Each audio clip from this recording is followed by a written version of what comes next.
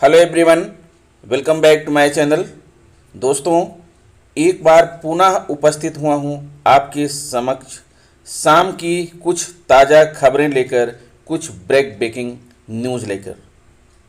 दोस्तों, प्राथमिक विद्यालयों में बनेंगे क्वारंटीन सेंटर। जब प्राथमिक विद्यालयों में बनेंगे क्वारंटीन सेंटर तो अध्यापक विद्यालय कैसे जाएंगे? 2 बार बेहोश हुआ फिर भी की चुनाव ड्यूटी। सभी शिक्षक प्रतिदिन 2 अभिभावकों को बुलाएंगे स्कूल। महिलाएं कर रही ड्यूटी और शिक्षक नेता उड़ा रहे मौज। बेसिक शिक्षकों से घरों से ही कार्य लिए जाने की मांग। जियो टैगिंग पूरी न करने वाले बीएसए के खिलाफ होगी कार्रवाई। तो आइए देखते हैं दोस्तों खबरें विस्तार से कि कौन सी खबर कहां की है। अपडेट में आपका स्वागत है। गोरखपुर के प्रथम त्रिस्तरीय पंचायत चुनाव चरण का मतदान गुरुवार को समाप्त हो गया, लेकिन कई कर्मचारियों एवं अधिकारियों के लिए यह चुनाव कटु अनुभव वाला रहा। इन्हीं में से एक हैं क्षेत्रीय क्रीड़ाधिकारी आरएसओ अरुणेंद्र पांडे। मंडल मुख्यालय पर तैनात करीब 70 मंडलीय अधिकारियों में से एकमात्र उन्हीं की चुनाव ड्यूटी सेक्टर मजिस्ट्रेट के रूप में लगी थी। पोलिंग पार्टियां रवाना होने के दिन ही उनकी तबीयत बिगड़ गई। कई अधिकारियों से उन्होंने गुहार लगाई, लेकिन ड्यूटी से मुक्त नहीं किया गया। वह 2 बार बेहोश भी हुए। आरएसओ ने बताया कि 14 अप्रैल को सुबह से ही उन्हें खांसी, बुखार व सांस फूलने की दिक्कत थी। उनकी पत्नी के कोरोना संक्रमित होने की जानकारी मिली। फिलहाल वह आइसोलेट हैं। त्रिस्तरीय पंचायत चुनाव के प्रथम चरण का मतदान सकुशल संपन्न हो गया। इसमें विपरीत परिस्थितियों के बावजूद अधिकारियों एवं कर्मचारियों ने पूरे मनोयोग से अपना कर्तव्य निभाया। कई अधिकारियों की तबीयत भी खराब थी, लेकिन उन्होंने ड्यूटी को प्राथमिकता दी। सभी लोग 3 दिन तक खुद को आइसोलेट रखें, आराम करें। इस महत्वपूर्ण कार्य को संपन्न कराने में योगदान देने वाले सभी लोगों का मैं आभार व्यक्त करता हूं। राजेश सिंह, एसडीएम वित्त एवं राजस्व, बस्ती। जिला मुख्यालय पर सरला इंटरनेशनल के अलावा मतदेय स्थलों को छोड़कर सभी प्राइमरी स्कूलों को क्वारंटीन सेंटर बनाया जाएगा। इसमें ऐसे लोगों को रखा जाएगा जिनके घर में अलग से कमरे की सुविधा नहीं है।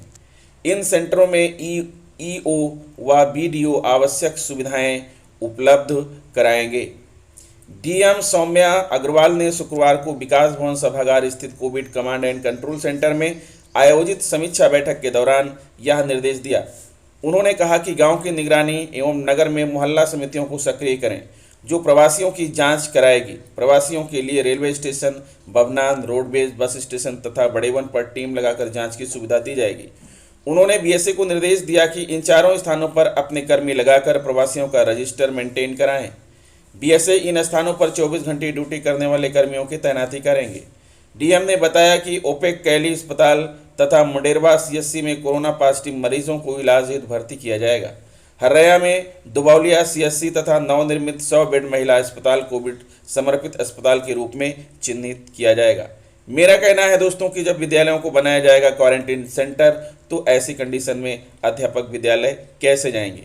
और फिर ये कोई एक जिले की बात नहीं है। हर जिले में मरीज आ रहे हैं, तो हर जिले में विद्यालयों को क्वारंटीन सेंटर निश्चित रूप से बनाया जाएगा, जैसे कि पहले बनाया गया था। भानपुर में आश्रम पद्धति विद्यालय को कोविड-19 अस्पताल बनाया गया है, जिसमें रुधौली के मरीज भी रखे जाएंगे। सीएमओ डॉक्टर अनूप कुमार ने बताया कि हरैया स्थित महिला अस्पताल के लिए संपूर्ण सामग्री प्राप्त हो गई है। मुंडेरवा में डॉक्टर एवं पैरामेडिकल स्टाफ की ड्यूटी लगा दी गई है। डीएम ने ईओ नगर पालिका बस्ती अखिलेश त्रिपाठी को सभी नगर पंचायतों में क्वारंटीन सेंटर सैनिटाइजेशन करने, होम आइसोलेटेड व्यक्तियों तथा अनट्रेंड मरीजों की खोजबीन के लिए नोडल नामित किया है। इस मौके पर CDO doctor Rajesh Prajapati, joint magistrate Nandkishor Kalal, SDM Asaram Verma, Anand Shrinet, doctor CK Verma, doctor Rakesh Mani Tripathi, doctor Ajit Kumar Kushwaha, DDO Ajit Srivastava, कृषि अधिकारी संजय श्रीवास्तव, टीपी गुप्ता आदि मौजूद रहे। आजमगढ़ प्राइमरी स्कूलों में अब बच्चे नहीं, उनके अभिभावक जाएंगे। बेसिक शिक्षा विभाग ने कोविड काल में बच्चों की बजाय उनके अभिभावकों को स्कूल बुलाने का आदेश किया है।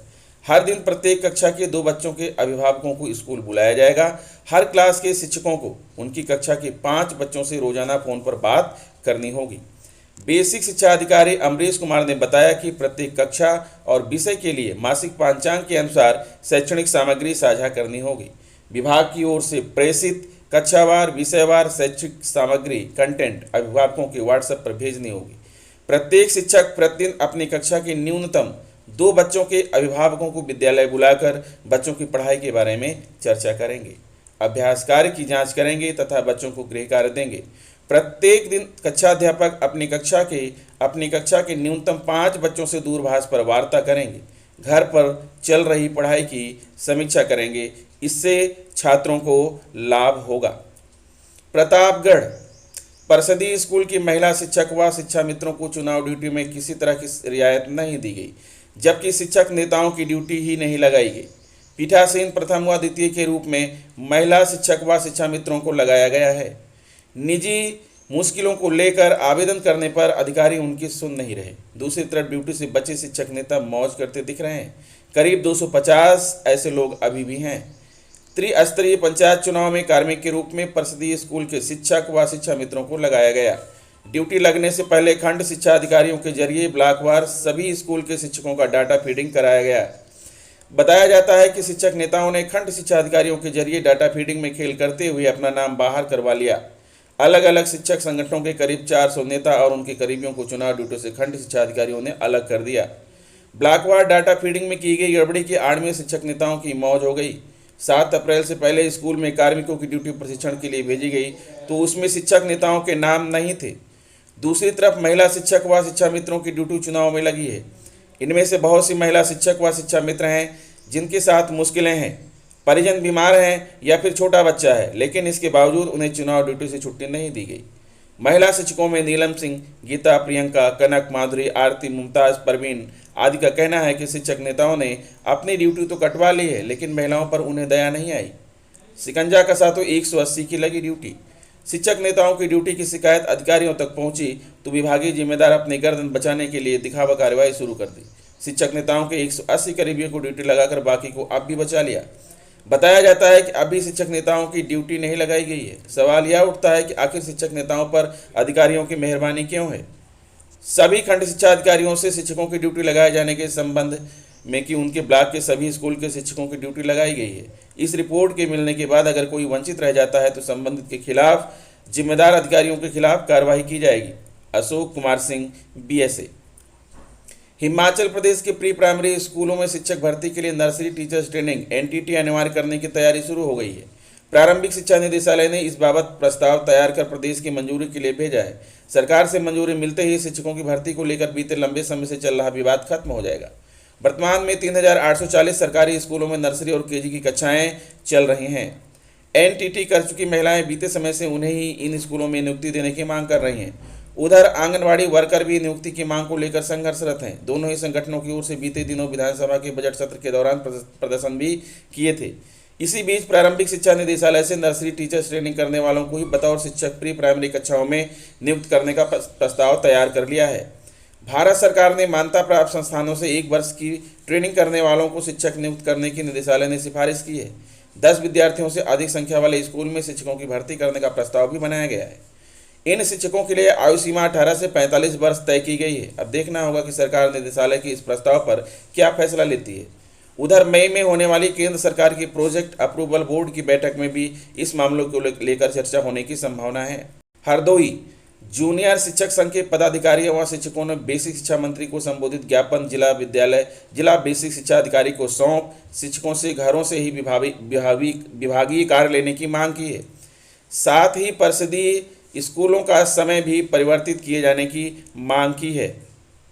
जूनियर शिक्षक संघ के प्रदेश अध्यक्ष योगेश त्यागी ने BSA हेमंत राव को ज्ञापन सौंपते हुए बताया कि इस समय देश व प्रदेश में महामारी अपने चरम पर है। पंचायत चुनाव के दौरान भी सोशल डिस्टेंसिंग तार हुई है, जिसका सीधा प्रभाव बेसिक शिक्षकों पर पड़ रहा है। कई शिक्षकों को पॉजिटिव होने के बाद काल के गाल में समाना पड़ा।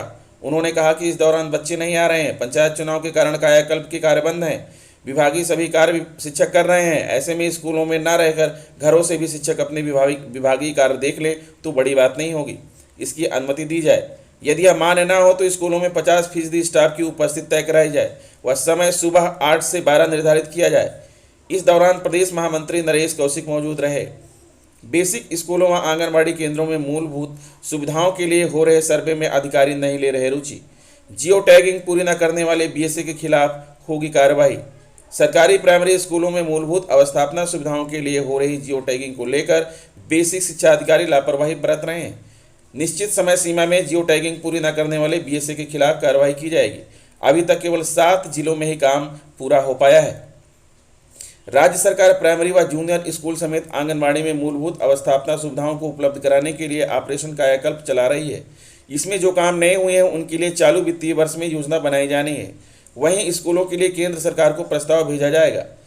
इसके तहत स्कूलों में पीने का पानी, शौचालय, ब्लैकबोर्ड, टाइल्स, हैंडवाश यूनिट, 4 दीवारी, फर्नीचर आदि के 14 मानक तय हैं। इन मानकों पर स्कूलों का सर्वे कर रिपोर्ट सौंपनी है और स्कूलों का सर्वे करते हुए जियो टैगिंग करनी है। यही नहीं होने पर केंद्र सरकार से बजट नहीं मिल पाएगा। लेकिन अभी तक संत रविदास नगर, बलिया, हाथरस, जालौन, देवरिया, एटा व महाराजगंज में ही 100% सर्वे पूरा हो पाया है। वहीं चंदौली, गोंडा, अंबेडकर नगर, ललितपुर, हरदोई, आगरा, लखीमपुर खीरी, श्रावस्ती, उन्नाव व मथुरा में 50% से भी कम सर्वे हो पाया है। महानिदेशक स्कूल शिक्षा विजयकिरण आनंद जी ने कहा है कि यदि स्थिति असंतोष है, यदि पूरी पारदर्शिता, निष्पक्षता, त्रुटि रहित जियो टैगिंग का काम 2 दिनों में पूरा नहीं कराया गया तो जिला समन्वयक निर्माण, जिला समन्वयक प्रशिक्षण और बीएसए के खिलाफ उत्तरदायित्व निर्धारित करते हुए कठोर कार्रवाई की जाएगी। तो दोस्तों, ये रही आज की ब्रेकिंग न्यूज़। खबरों से अपडेट रहने के लिए चैनल को सब्सक्राइब कीजिए, बेल आइकन को प्रेस कर दीजिए। मिलेंगे आपसे नेक्स्ट वीडियो में, तब तक के लिए नमस्कार।